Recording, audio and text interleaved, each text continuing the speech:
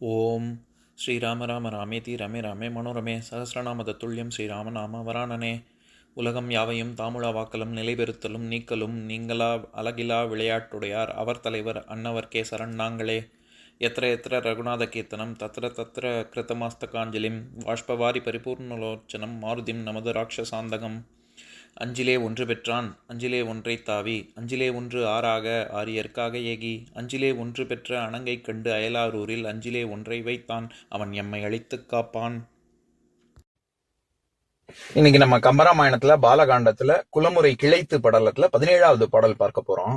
அவ்வுரை கேட்டு அம்முனியும் அருள் சுரந்த உவகையனாய் இவ்வுலகம் அன்றியே எவ்வுலகும் இனிதளிக்கும் செவ்வி இளஞ்சிறுவர்களை தருகின்றேன் இனி தேவர் வவ்வினுகர் பெருவேள்விக்கு உரியலாம் வருக என்றான்.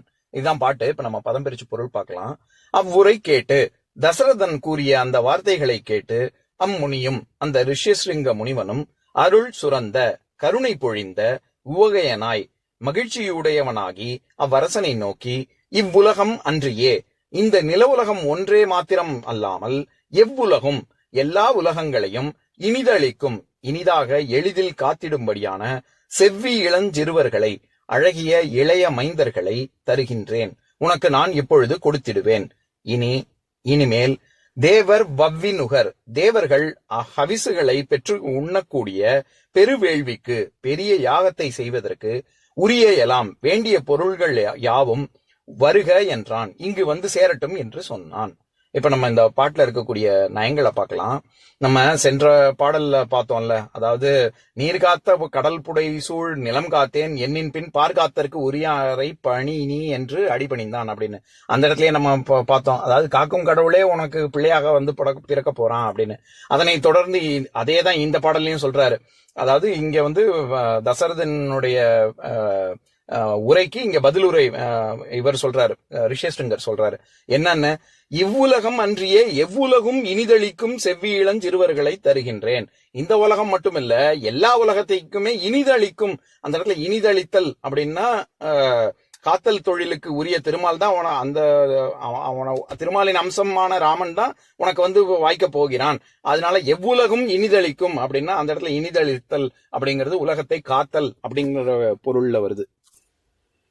ரிஷியசிங்கருக்கு இருக்கக்கூடிய மகிழ்ச்சிக்கு இங்க கம்பர் என்ன சொல்றாரு, அருள் சுரந்த உவகையனாய் அப்படின்னு கருணை பொங்க பொங்க இருக்கக்கூடிய மகிழ்ச்சி உடையவனாக ரிஷியசிங்கர் இருந்தார் அப்படின்னு. அது எதனால அப்படி இருந்தாரு? வெறும் தசரதன் ஒரு கேட்க இவர் வந்து ஏதோ கொடுக்கக்கூடிய ஒரு மகிழ்ச்சினாலயா? அப்படி இல்ல. யுக புருஷனான ராமனே அவதரிக்க போகிறான், அதற்கு தான் ஒரு கருவியாக இருக்கிறோமே அப்படிங்கிற ஒரு உவகையினால அருள் சுரந்த உவகையனாய் அப்படின்னு இங்க கம்பர் சொல்றாரு.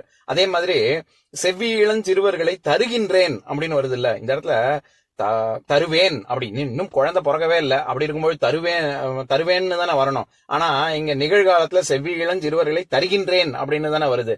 அது வந்து வழுவமைதி சொல்லுவாங்க. என்னன்னா, ஒரு விரைவும் தெளிவும் குறித்து வரக்கூடியதுக்கு எதிர்காலம் நிகழ்காலமாக மயங்கி வருவது, அது வந்து கால வழுவமைதி சொல்லுவாங்க. இப்ப உதாரணத்துக்கு யாரோ வந்து வரம் கேட்கிறார்கள், வரம் கேட்டோன்னே சுவாமி தந்தேன் அப்படின்னு சொன்னோன்னே இன்னும் தருகிறேன் அல்லது தருவேன் அப்படிதானே சொல்லணும். தந்தேன் அப்படின்னால அந்த இடத்துல என்ன குறிக்குது?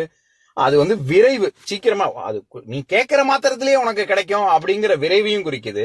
அதே மாதிரி தெளிவும், உறுதியாக, நிச்சயமாக நீ என்ன கேட்கிறியோ அது கண்டிப்பா நடக்கும் அப்படிங்கிற உறுதியும் அதுல வருது. நம்ம எப்பவும் சொல்ற உதாரணம் தான், மலர்மிசை ஏகினான் மானண்டி சேர்ந்தார் நிலமிசை நீடு வாழ்வார். அது ஏகுவான் அப்படின்னு இனிமே அதாவது எதிர்காலத்துல தானே இருக்கணும், அப்படி இல்லாம ஏகினான் அப்படின்னு தானே வருது. அந்த மாதிரிதான் இங்கேயும் தந்தேன் நிச்சயமாக உனக்கு கிடைக்கும் அப்படிங்கறதுனால தருகின்றேன் அப்படின்னு சொல்றாரு.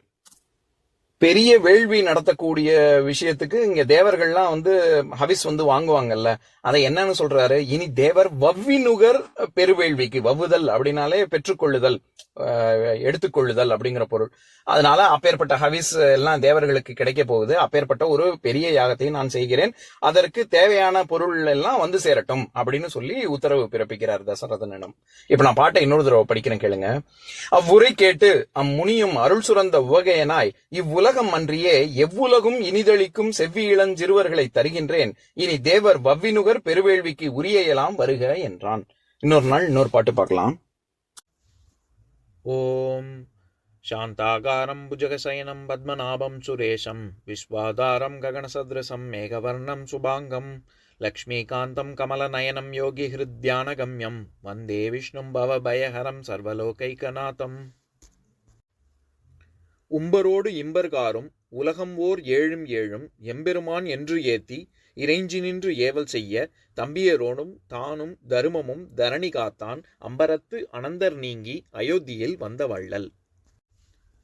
ஓம் பூர்ணமதః பூர்ணமிதம் பூர்ணாத் பூர்ணமுதஸ்யதே பூர்ணஸ்ய பூர்ணமாதாய பூர்ணமேவாவசிஷ்யதே.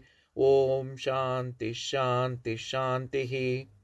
ஓம் சர்வேஷாம் ஸ்வஸ்திர்பவது சர்வேஷாம் சாந்திர்பவது சர்வேஷாம் பூர்ணம் பவது சர்வேஷாம் மங்களம் பவது. ஓம் சாந்தி சாந்தி சாந்திஹி. ஓம் சர்வே பவந்து சுகினः சர்வே சந்து நிராமயாः சர்வே பத்ராணி பஷ்யந்து மா கஷ்சித் துக்கபாக் பவேத். ஓம் சாந்தி சாந்தி சாந்திஹி.